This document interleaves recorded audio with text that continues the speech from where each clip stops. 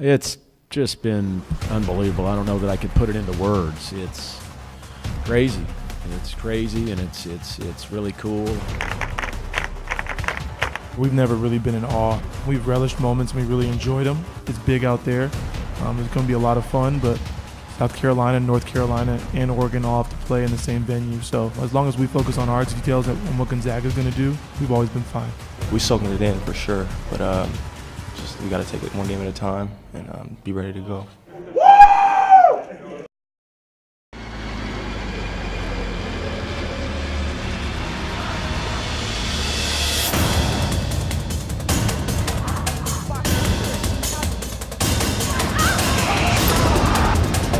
Baseline shot, puts it up, and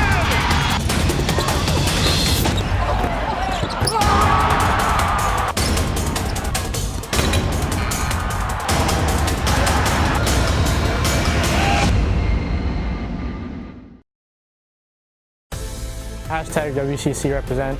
It means investing in the community that invests in us. Whoa! It's the most amazing and most priceless reward that you could ask for, just to be out there and serve. 1, 2.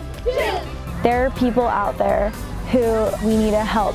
If we can't compete with respect and with dignity, then there's really no sense in competing at all. Hashtag WCC represent is representing our conference. Our school, our team, ourselves.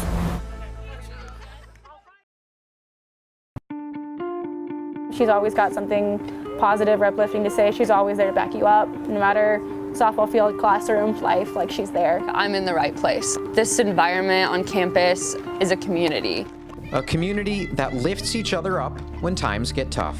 For Maddie Hopper, that time was last year when she discovered a lump on the side of her face. Didn't think anything of it, thought it had something to do with my wisdom teeth, so I just kind of ignored it. And then my parents came and visited me in the fall at one of our games, and they noticed that the bump had gotten a lot bigger, and I'd noticed it too. Our trainer at the time, she goes, I'm just gonna have, her have a specialist look at it when she goes home at Christmas. At 18 years old, Maddie was diagnosed with mucoepidermoid carcinoma, a type of cancer that's generally found in older adults. Hers was classified as high grade, meaning she didn't have a good chance for a full recovery. Nobody thinks that they're gonna get cancer. And so, yes, it was shocking. There's definitely a pause in your thought process and your heartbeat when someone mentions cancer. What? Like Hopper? Like our Hopper? Honestly, like the word devastating is probably a really good word for it, because she's a great person, and you never want to see a situation like that come upon someone who has so much potential and just the personality she has. In January of 2017, Maddie had a 13-hour surgery to remove the tumor from her face, and that was just the beginning of her long recovery. She underwent 6 chemo infusions and 33 radiation treatments in just 3 months. I actually ended up losing about 20 pounds in the span of 2 weeks. So it definitely took a big toll on my body, and I was very fatigued. Physically fatigued, but mentally strong, the freshman credits her faith, her family, her friends, and the Pacific community for helping her get through the grueling rehab process. Honestly, I lost all of my fear, and I wasn't scared anymore. I was ready to face whatever came at me. She's a player you want around, so not having her here was just really big shoes to fill. And that's hard for me to say as an upperclassman looking down, but she really did have shoes to fill there.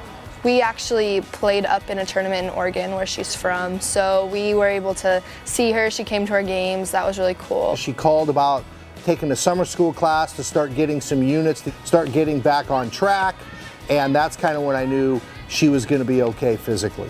I was like, okay, I need to build up muscle. Like, I need to start hitting again and getting on the field and try to get ready for next season, because I was ready to come back. The Tigers opened up this season with Maddie back on the field.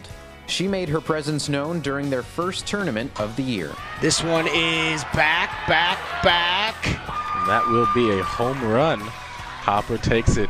It's nice having one of my best friends back. It's great having her here and just on campus again. She's a grinder. She works her tail off, and she's always been that way, and she is just doing whatever she can to get back on the field as much as possible. I'm happy to be back. I'm happy to be going to school. I'm glad I'm alive. For WCC All Access, I'm Ezra Broder.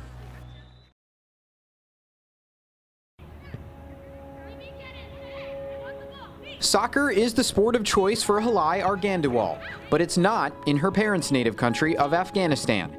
The Afghan women's national team formed just a decade ago and started recruiting worldwide while Halai was in high school in California. There was a pickup tournament that the girls were playing in, and I was like, you know what, this would be a fun opportunity. Why don't I just kind of showcase my skills? And he liked the way I played and was like, you should probably join the Afghanistan national team. Despite having never set foot in Afghanistan, Halai played in 3 international tournaments with the Afghan team. For someone who had the option to play soccer growing up in America, it was an eye-opening experience. Everyone knows the state that Afghanistan is in right now. These women go through a lot.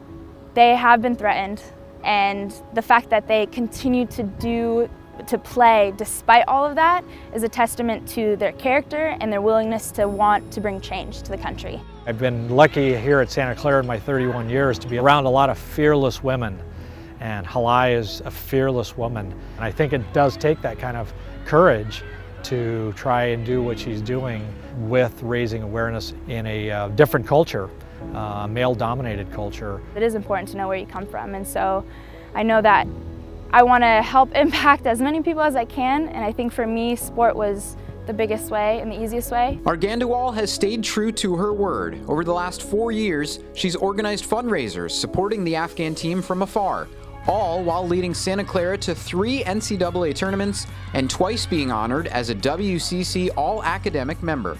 If you open up the dictionary for well-rounded student athlete, Halai's picture is in there. She's absolutely what you're looking for in a student athlete in every single aspect.